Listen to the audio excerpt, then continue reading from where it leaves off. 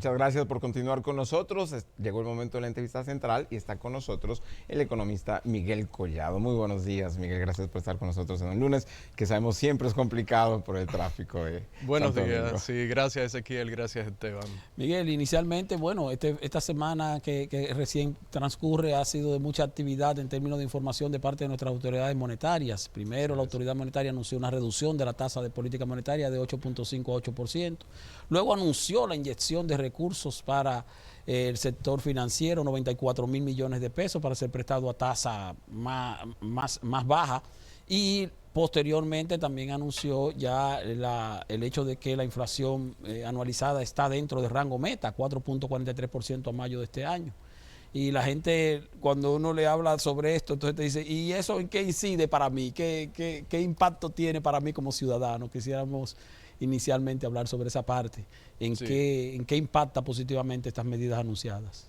Bueno, por un lado, era una medida que se venía previendo. Los agentes económicos ya la habían anticipado por las comunicaciones mismas del Banco Central en sus anuncios de política monetaria de marzo y abril. Ya venían diciendo que una vez alcanzara la inflación, estar dentro de ese rango de la meta de 4 más 1, 4 menos 1, pues cambiarían la política monetaria y la harían más acomodaticia. Como tú bien dices, primero lo que ya se anticipaba, empezar a bajar la tasa.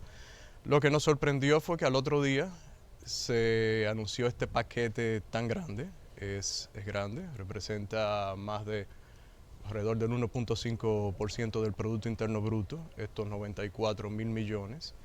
Entonces, ¿cuál es el impacto? Bueno, que es que cuando venía el Banco Central anunciando el cambio de política, se notaba la intención ya de dejar a un lado el tema inflacionario y concentrarse las autoridades monetarias en tratar de estimular la economía. Estamos en el inicio del ciclo político. En República Dominicana el ciclo político es muy importante y usualmente empieza el año previo a las elecciones. Y esto suele tener una incidencia en los estímulos fiscales, en expansión del gasto y también no se quedan ajenas a esto las autoridades monetarias para tratar de alcanzar la meta de crecimiento económico que han proyectado de que sea por lo menos un 4%. Entonces, ¿cuál es la idea con esto? Estimular la economía, obviamente, a través del crédito. Ahora, tiene un efecto inflacionario. Usted está sacando 94.000 millones de pesos a la economía, 60.000 de ellos que son dinero creado de la nada.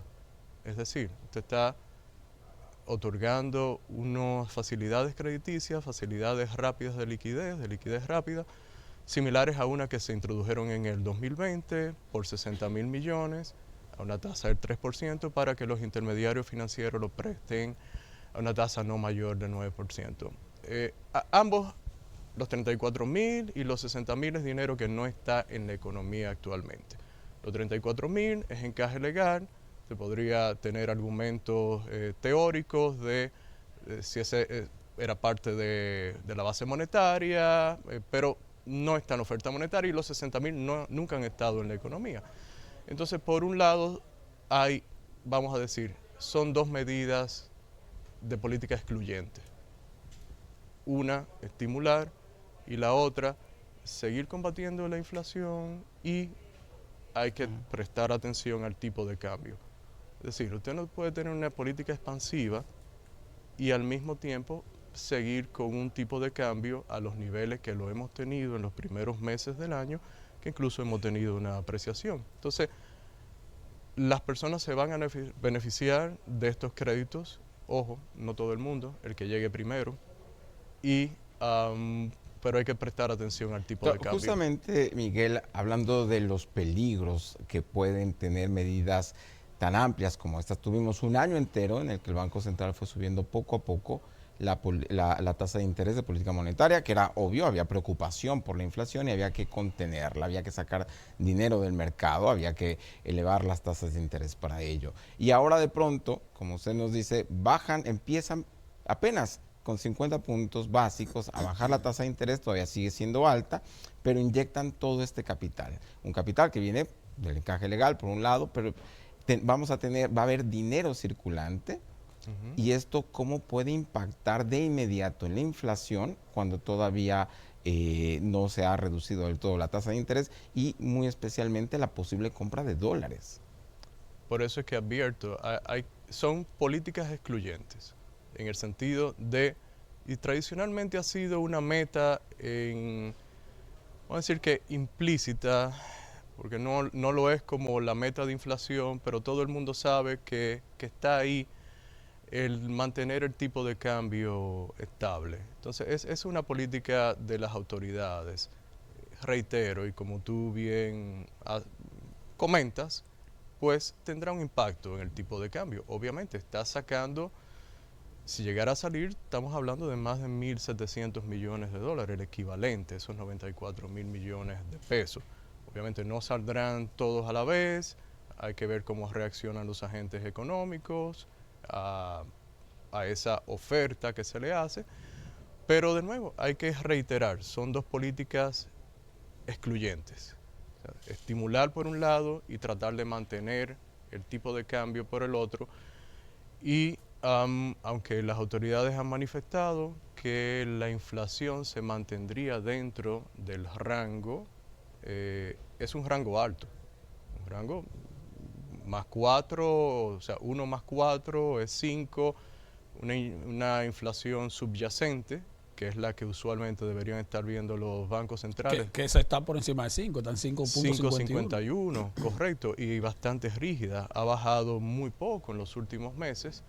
Entonces, a la inflación general le ha ayudado el tema de la energía, petróleo, algunos alimentos, pero hay que tener cuidado. Y yo creo que el tema principal aquí, a nosotros como institución nunca nos han gustado los estímulos artificiales, ni fiscales ni monetarios. Por eso siempre venimos abogando por reformas estructurales que eleven el nivel de competitividad de la economía, la productividad.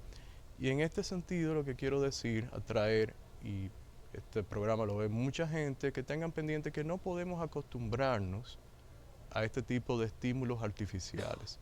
Porque una vez que empieza a pasar el efecto, después usted lo quiere de nuevo. Entonces nos da la impresión, Miguel, que algo que usted decía al principio. El año pasado la economía creció 4.9%. Este año se trata de alcanzar, aunque sea un 4.2%. Sin embargo, el año pasado, en los primeros 4 meses del año, la economía venía creciendo, terminando en 4.9%, pero venía creciendo 5.8% enero-abril. Y ahora, enero-abril, está en apenas 1.2%. ¿No será entonces que la autoridad monetaria está ahora más interesada en que la economía marque un crecimiento más o menos favorable que en el hecho de mantener bajo control la inflación en lo inmediato? Totalmente, totalmente. O sea, las señales, cuando tú viste las señales en los comunicados de política monetaria de finales de marzo y de finales de abril, donde ya se venía condicionando a los agentes económicos a de que se iba a bajar, pues tú notabas el interés ya marcado de estimular la economía con ese estímulo de nuevo monetario con instrumentos parecidos a los que se emplearon en el 2020. Da la casualidad que en el 2020, en un momento a mediados del año, se puso, una de las medidas fue un monto similar de 60 mil millones de pesos en facilidades de liquidez rápida, que se agregaron a unos 120 mil millones que ya se habían puesto a disposición del público, sumaron más de 180 mil millones. Entonces, sí, hay un interés marcado. El año pasado tú tenías todavía un efecto estadístico que impactaba en el crecimiento. Después de mediados de año empezó a ceder y si ves la serie del IMAE ves cómo empieza a caer. Tienes unas condiciones internacionales que no te favorecen el crecimiento, lo hemos visto en las exportaciones, tanto nacionales como las de zona franca. La economía ha sido el turismo y las remesas, que en esta primera parte del año lo ha ayudado. Sin embargo, reitero, hay que tener en cuenta las consecuencias de este tipo de política y de acostumbrarnos a que esto sea lo que necesitamos en cierto periodo, luego de cierto periodo de tiempo, cuando ese ciclo monetario deja de hacer efecto. Se corrige y luego se expande, y se corrige, luego se expande. Ese es el comentario en realidad, y que lo que debiéramos estar abogando es por medidas de corte estructural, que es lo que siempre hemos venido proponiendo desde el CRES.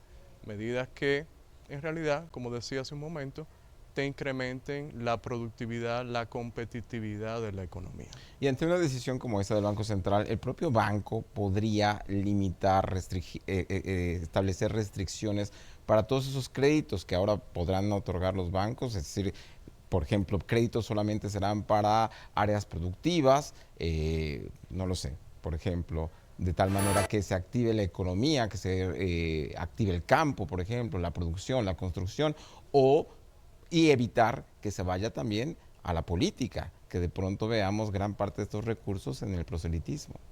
En realidad no se ha especificado a cuáles sectores se le destinará. Se hizo énfasis en el comunicado de que los 34.000 millones podrían tener una vocación de ser préstamos puente para la construcción a través de asociaciones de ahorros y préstamos. Para los otros no se hizo una distinción. Decía hace un momento, hay que ver cómo reaccionan los agentes económicos. Una cosa es el término común de tú llevar el caballo al río a beber, y otra cosa es que efectivamente lo haga.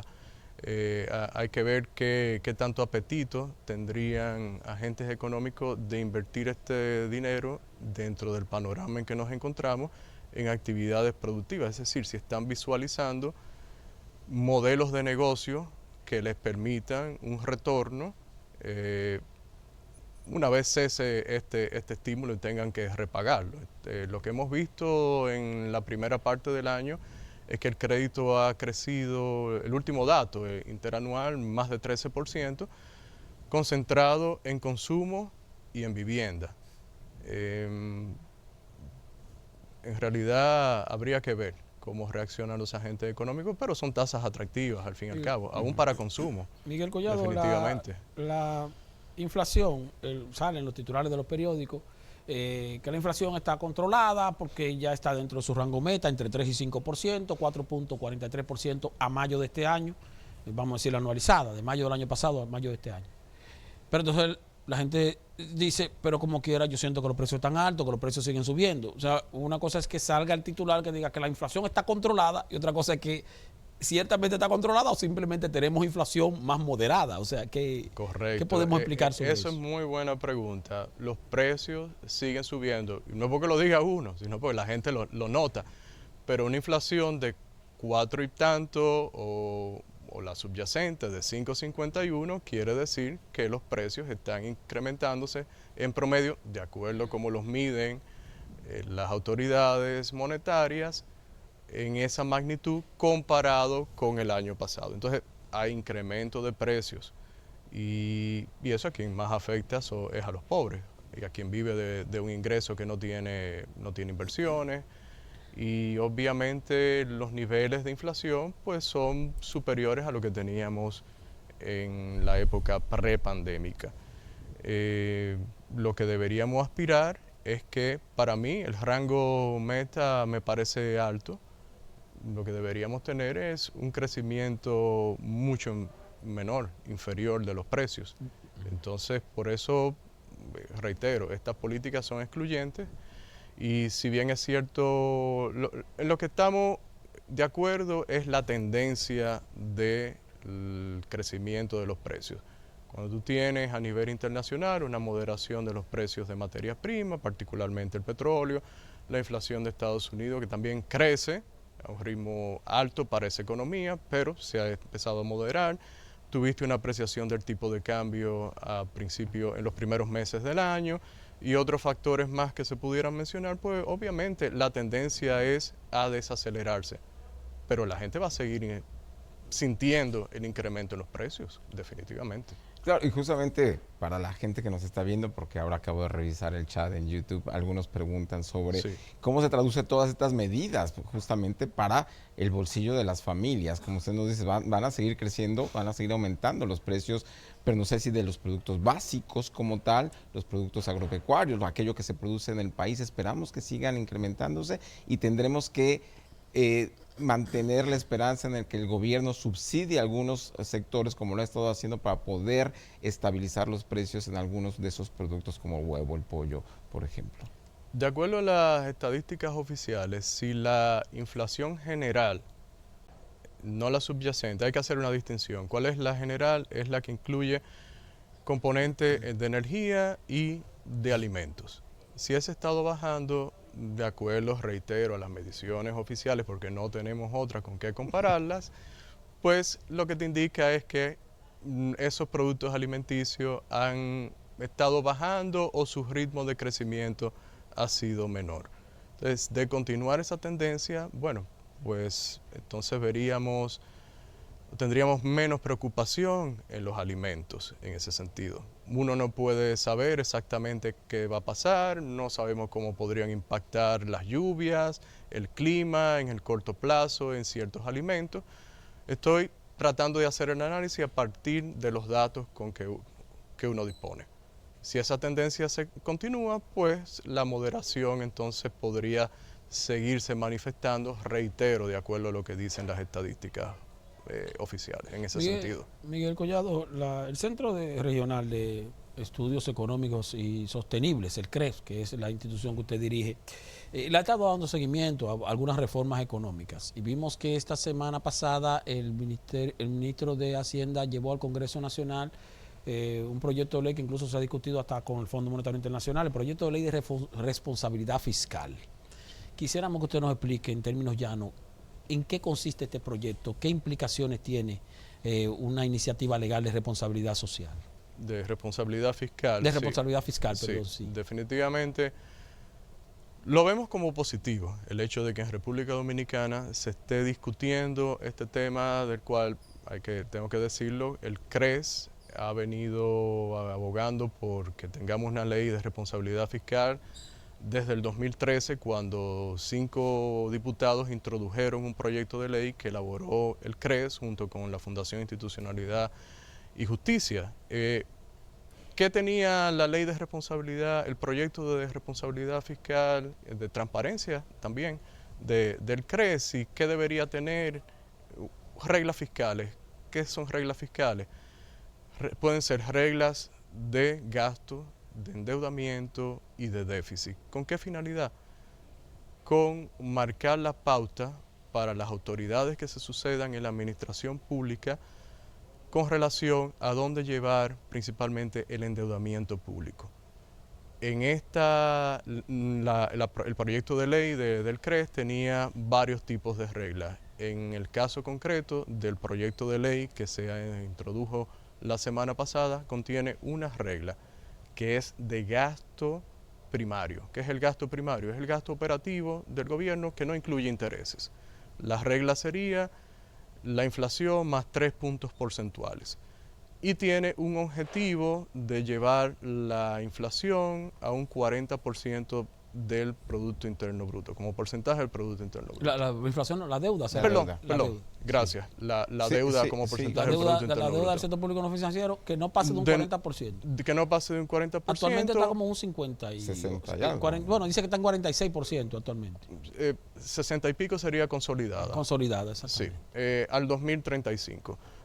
¿Qué vemos con este proyecto? En realidad entendemos que se podría complementar con otras reglas fiscales que el mismo objetivo de ese 40% de la deuda como porcentaje del Producto Interno Bruto no sea simplemente un enunciado, que sea una regla como tal, para mayor claridad, mayor firmeza, y que la otra regla, la del gasto, que tiene una cláusula de que podría ser variada en caso de que los ingresos aumentaran, y como se interpreta es que podría flexibilizarse, pues no se haga, porque si usted tiene ingresos mayores, vamos a aprovecharlo para que lo que nosotros entendemos que debería ser una regla explícita, y es una regla de déficit con el fin de que la deuda no se trate únicamente como porcentaje del Producto Interno Bruto y se piense que el 40% es suficiente, que si llegamos ahí vamos a mantenerlo.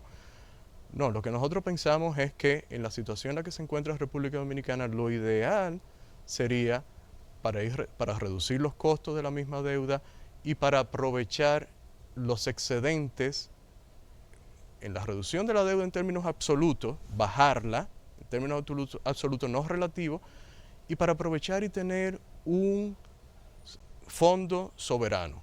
Nosotros le llamamos un fondo de estabilidad fiscal. ¿De qué serviría el fondo soberano?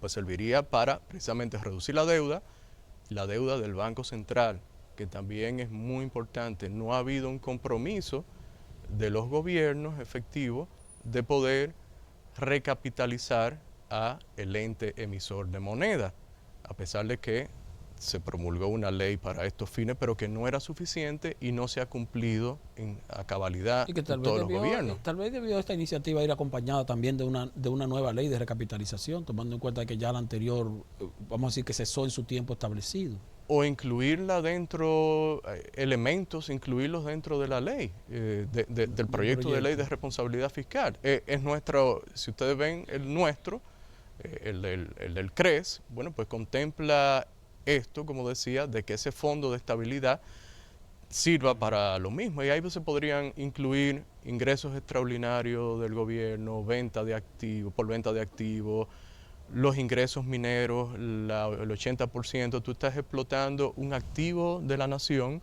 para destinarlo a gasto corriente, es decir, para consumirlo. ¿Usted cree, Miguel, que este proyecto de ley, aunque es una iniciativa positiva, entonces está incompleto, que debió tener más elementos de control o de responsabilidad fiscal? Creo que es una iniciativa, es un paso de avance, pero debería aprovechar para tener más elementos que podrían ayudar en la consolidación fiscal, reducción de la deuda en términos absolutos, tratar de tener ese fondo que serviría también para catástrofes naturales, para el caso de que volvamos a tener algo como similar a una pandemia como el COVID.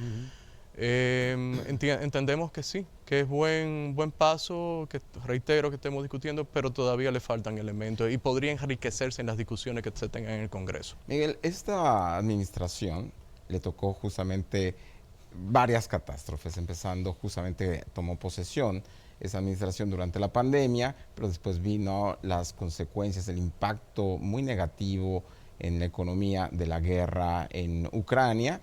Y además hemos tenido algunos incidentes como lo ocurrido el año pasado con algunos huracanes que se declararon emergencias, y para estas emergencias se liberaron a la administración pública de algunos trámites para poder tener compras, algunas contrataciones de manera ágil y también algunos créditos.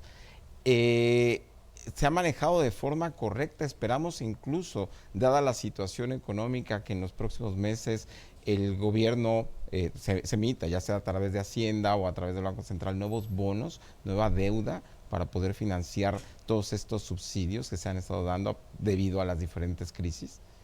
Esos subsidios pertenecieron el grueso al periodo fiscal pasado y como tal fueron financiados con recursos del año anterior.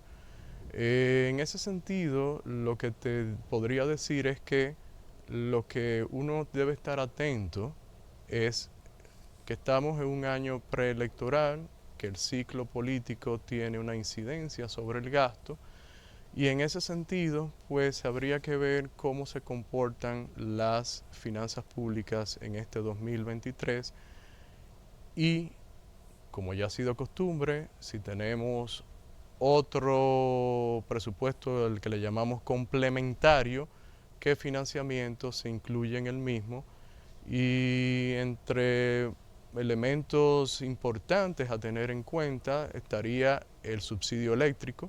El incremento del mismo podría ser superior al que fue presupuestado, que fueron unos 1.200 millones de dólares, pero podría ser similar al del año pasado, que fueron alrededor de 1.700 millones de dólares. En ese sentido, reitero, el grueso ya fue cubierto con el financiamiento pasado. Lo que hay que estar atento es al comportamiento ya en este año 2023 de la ejecución. Y reitero, hay que prestar atención, hay que estar monitoreando el tema del ciclo político en cuanto a su incidencia sobre el gasto público. Miguel, hay un asunto con, usted mencionaba la deuda del Banco Central. El Banco Central tiene indicadores bastante positivos en algunos aspectos. Uno de ellos es el hecho de que, bueno, se ha ido controlando la inflación, ha aumentado las reservas netas del Banco Central impresionantemente en 16.000 millones de dólares, pero sin embargo su endeudamiento también ha aumentado. Hoy día la deuda del Banco Central se coloca o se ubica en 19.000 millones de dólares. Como nos da la impresión entonces de que ese control o esas medidas restrictivas para mantener en control la inflación han tenido un alto costo en cuanto a endeudamiento. ¿Se está pagando con deuda esta estabilidad? Bueno, es que vamos a ver, si tú decías mantener la estabilidad, pero ¿de dónde viene la necesidad de mantener la estabilidad? De los excesos monetarios del 2020. Ya citaba anteriormente que solo en facilidades rápidas de liquidez, como es el nombre de estos 60.000 millones. 60.000 millones, sí, contabilizamos unos 140.000 millones en el 2020, más lo de encaje legal, más los repos, más un financiamiento de unos 30.000 millones que le hizo el Banco Central al gobierno central, fueron más de 200.000 millones. Entonces,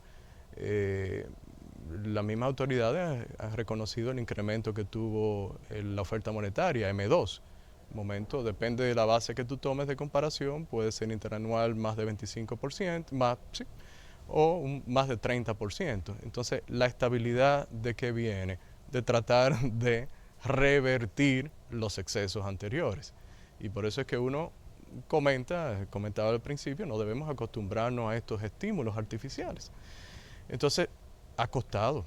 El equivalente de la cifra que tú mencionabas, la última vez que uno vio los datos, la semana pasada, eran 994.000 millones de pesos.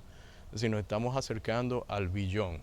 Una parte de eso es intereses de las emisiones anteriores que han aumentado las letras y las notas, que son los títulos que emite el Banco Central, pues están teniendo unos rendimientos muy altos precisamente por la subida de las tasas para revertir esos excesos. Entonces cuestan las emisiones y aumentan las necesidades de emitir. Entonces, lo otro es la situación del endeudamiento como tal, a propósito de la ley de responsabilidad fiscal.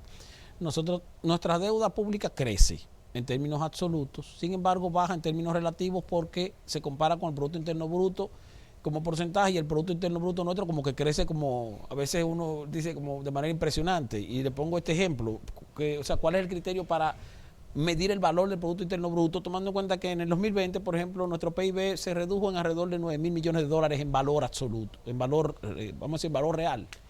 Pero el año pasado aumentó con un crecimiento de 4.9% de la economía, aumentó en términos de valor en alrededor de 20.000 millones de dólares. O sea, hoy día tenemos un PIB que está en 120.000 millones de dólares. Cuando lo comparamos con la deuda, obviamente, entonces decimos así, claro, la deuda bajó con relación al PIB, pero con relación a un PIB que no se sabe cuáles son los criterios para medir su valor. O sea, la magia de la inflación.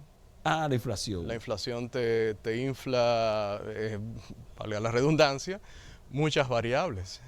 Te infla, por un lado, las bases tributarias de los impuestos, y vemos el incremento en las recaudaciones de aduana, de la DGI, pero también te incrementa el Producto Interno Bruto nominal, no el real, y es el nominal con el cual se compara la deuda. Y si tú lo llevas a dólares, sí, y has tenido una apreciación del tipo de cambio, pues te da más dólares también. Entonces, por ahí viene el efecto. Y es en consecuencia una insistencia nuestra, o una observación que hacemos al proyecto de ley, de que tengamos una medición de la deuda, medición o un objetivo de llevarla a reducirla en términos absolutos. Absoluto, no relativo como porcentaje del PIB. Sí. Miguel, en esta ley que presentó la semana pasada el ministro Jochi Vicente en el Congreso, que él la llevó sobre responsabilidad fiscal, nos hablaron de establecer un tope relativo para la deuda, que sería el 40% de aquí al 2035. 35. Pero no nos hablaron, no sé si lo tenga, sobre el elevar o mejorar la recaudación fiscal, que ha sido un problema del que nos han hablado muchas veces tanto las autoridades como los economistas. Tenemos alrededor del 14% de recaudación fiscal y se requiere llevar a qué punto. Y por otro lado, usted nos hablaba desde el comienzo de la entrevista de que el CRES no está de acuerdo con los estímulos artificiales, sino algo estructural. Y hemos estado esperando, se ha estado hablando durante mucho tiempo de una reforma fiscal, de un pacto, pero los momentos electorales no lo permiten. ¿Cómo debería, de acuerdo con ustedes, llevarse a cabo una reforma para elevar la recaudación fiscal? Nosotros entendemos que elevar las recaudaciones fiscales debería ser la consecuencia de una reforma tributaria bien pensada, teniendo en cuenta que las reglas de juego, en sentido general, y la tributaria es muy importante, determinan las condiciones del ambiente de negocios. Entonces, nosotros necesitamos, como nación, como economía, tener unas mejores condiciones para que haya más emprendimientos productivos que puedan crear mayor riqueza y que esta riqueza la gente la sienta de verdad. Que no le digan que creció la economía tanto, pero digan, ¿y dónde está ese crecimiento? Entonces, habiendo dicho esto, para nosotros la prioridad de un sistema tributario debe ser su simplificación para los agentes económicos, para quien cumple con el mismo, que somos todos, y la misma administración tributaria que sea más fácil de administrar, las bases puedan incrementarse pero de forma natural y las recaudaciones como una consecuencia de todo esto va a incrementarse. Nosotros tuvimos una experiencia en el 1900, a partir del 1992 con el Código Tributario de República Dominicana. Las recaudaciones por impuestos sobre las rentas eran exiguas, bajísimas, pero teníamos una tasa de 46% más una sobretasa para las empresas, o sea, podía llegar hasta el 48%. Cuando se bajó al 30% y luego al 25% en 3 años, pues, bueno, antes de que sucediera eso, es más, ya al tercer mes ya las recaudaciones se habían incrementado. Quiero hacer esa aclaración.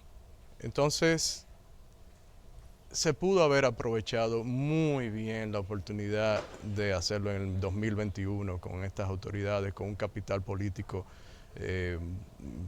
sólido, con reformas institucionales que éramos bien vistos en términos de la aplicación de la ley, de protección de más o menos de los derechos, el avance en la vacunación que hubo, que era un ejemplo en América Latina.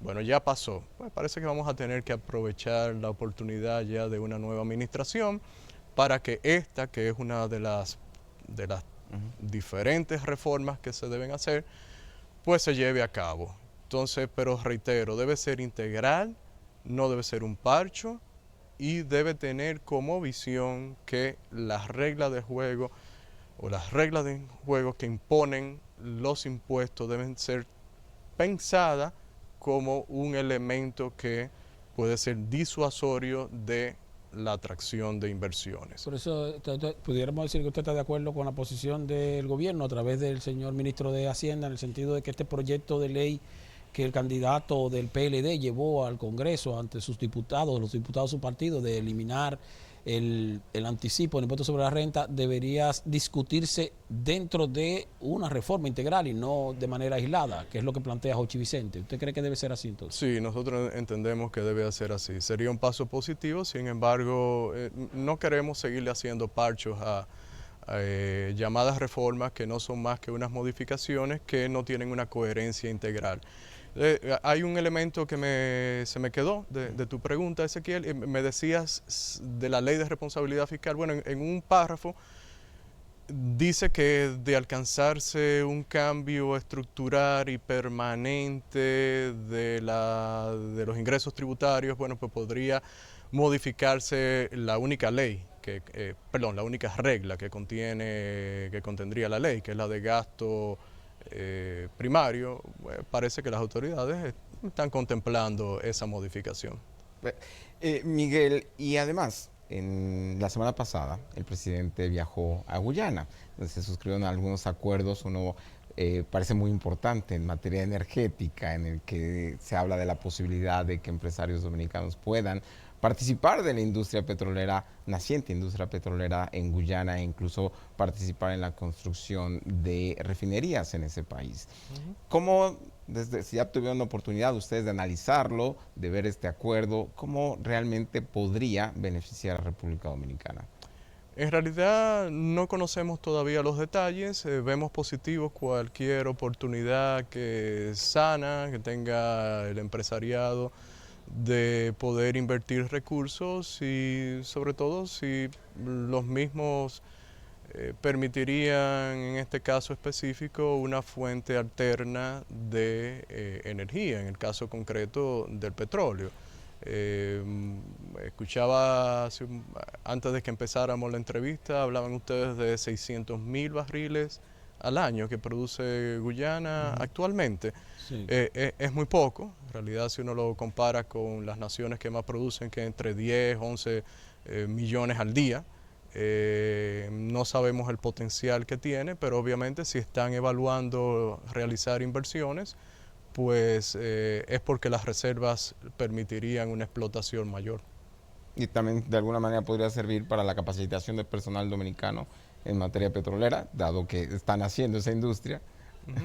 Bueno, también podría ser una oportunidad adicional. Collado. Entonces, de todas maneras, independientemente del origen de los recursos, la inyección de 94.000 millones de pesos como liquidez para la banca van a implicar en algún momento un proceso de descenso de las tasas de interés, toda vez que estos préstamos serán con un tope de 9%. Hoy día el promedio de la tasa de interés está en 15, 16%. 16, sí, más o menos. O sea que como quiera habrá dinero un poco más barato para la gente que vaya a buscar préstamos en lo adelante. Sí, el impacto sobre el crédito será positivo en su estímulo. Y obviamente lo primero que observa alguien que quiere tener acceso al crédito es cuánto le costaría, y eso se refleja en las tasas. En ese sentido, sí. Claro, muchísimas gracias a Miguel Collado, director Bien. del Centro Regional de Estrategias Económicas Sostenibles, por haber estado con nosotros. Y nosotros Gracias. ahora nos tenemos que ir a la frontera, a Dajabón, porque allá se ha hablado de la posibilidad de que haya un nuevo brote de cólera en Haití y por tanto están estableciendo nuevamente medidas sanitarias para el ingreso de personas que vienen al mercado binacional. Nuestro compañero César Montesinos tiene el reporte allá desde el mercado. Buenos días, César.